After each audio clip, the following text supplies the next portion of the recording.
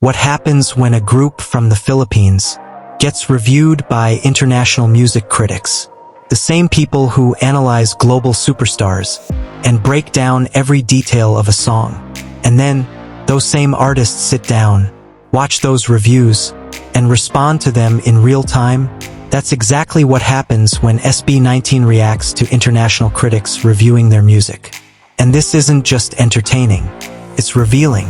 Because in those moments, you don't just see reactions. You see mindset.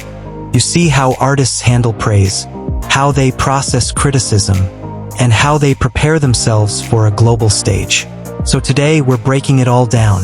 What international critics actually say about SB19, how SB19 responds, and why this interaction is quietly shaping their global rise. Let's get into it. Segment 1. Why international critics started paying attention. Before critics ever reviewed SB19, something had to happen first. Attention had to be earned. Because international critics don't just randomly pick artists to analyze. They respond to momentum, and SB19 built that momentum step by step. They stayed consistent with releases. They maintained strong performance quality. They became involved in writing and producing their own music. And over time, their sound started reaching beyond their local audience. Songs like Go Up introduced them. MAPA, Gento, pushed them into global conversations. Now here's the key moment. Bazinga didn't just trend. It reached #1 on Billboard's Hot Trending Songs chart.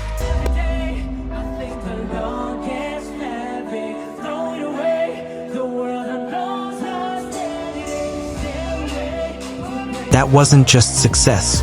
That was a signal that people around the world were paying attention. And once that signal becomes strong enough, critics start listening. Segment 2. What international critics notice first. When international critics first listen to SB19, they usually come in with expectations. And most of the time, those expectations don't last long. Because 3 things immediately stand out. 1. Vocal control and harmony. One of the first things critics highlight is SB19's vocal discipline. Not just good singing, but controlled, intentional performance. They notice tight harmonies that blend cleanly.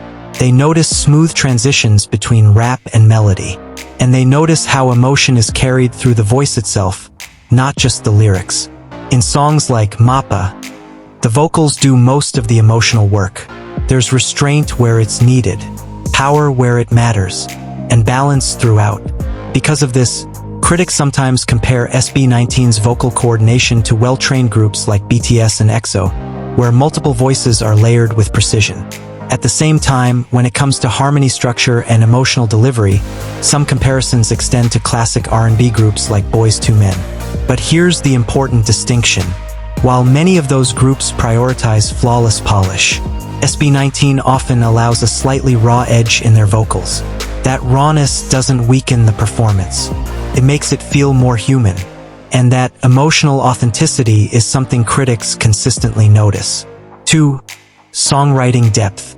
The second thing that surprises critics is the songwriting. Because many expect surface-level pop.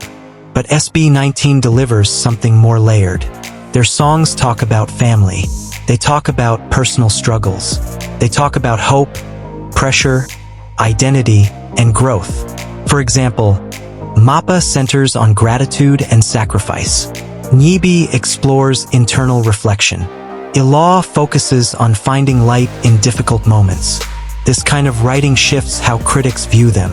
They stop seeing SB19 as just performers and start recognizing them as artists with something to say.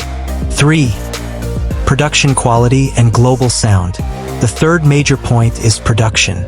Tracks like Gento immediately signal a global sound. The beat structure is sharp. The bass hits hard.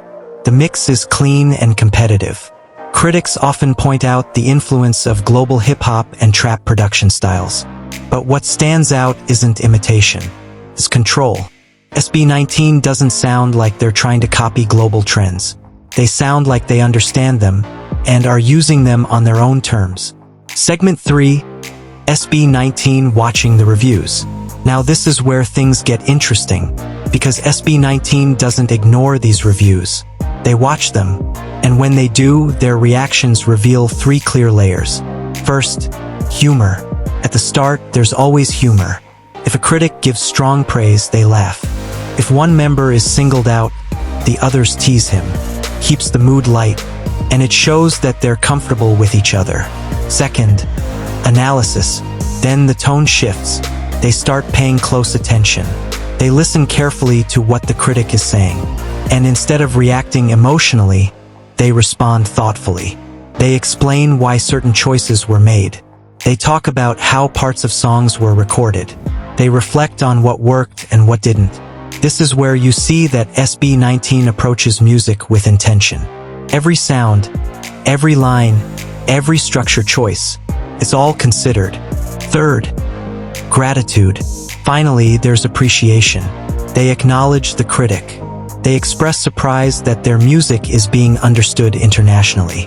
And they show genuine gratitude for being recognized. That humility stands out, because it feels consistent, not forced. Segment 4. When criticism comes in, not every review is positive. And that's important, because criticism reveals more than praise ever can. Some critics point out areas like moments where production feels too heavy, instances where styles shift too quickly, or questions about defining a consistent global identity. And instead of rejecting these points, SB19 engages with them. They listen, they acknowledge, they explain their intention, and sometimes they agree. That openness is rare. Most artists either ignore criticism or push back against it. SB19 uses it as input, and that makes a difference. Segment 5. Why this interaction matters. This exchange between SB19 and international critics isn't just content. It's part of their growth. First, it builds credibility. Being reviewed internationally places them in a global context. Second, it expands their audience. Every review introduces them to new listeners. Third, it shapes their evolution. Because they actually listen, their sound continues to improve. And over time, their identity becomes clearer and stronger. Segment 6. The mindset behind it all. At the center of everything is mindset. SB19 approaches their career with 3 key attitudes. They remain students, always learning. They accept competition on a global level. And they carry the responsibility of representing their culture. That combination drives their growth. So when SB19 reacts to international critics, it becomes more than a reaction. It becomes a window into how they think, how they grow, and how they prepare for something bigger. Because many artists want global recognition, but not all of them are ready for global critique. SB19 doesn't avoid it. They use it. And that's why they're not just rising. They're evolving. Now I want to hear from you. Do you think SB19 has already reached global level, or are they still building toward it? Drop your thoughts in the comments. If you enjoyed this breakdown, like the video, subscribe, and stay tuned for more. See you in the next one.